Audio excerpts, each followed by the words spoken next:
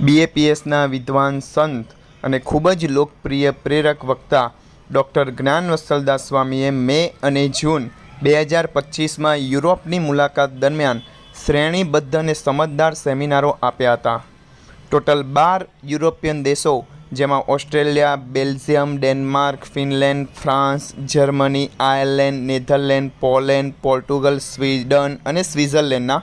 BAPS મંદિરો અને અન્ય સ્થળોએ 20 જેટલા પ્રેઝન્ટેશન આપતા જ્ઞાન વત્સલદાસ સ્વામીએ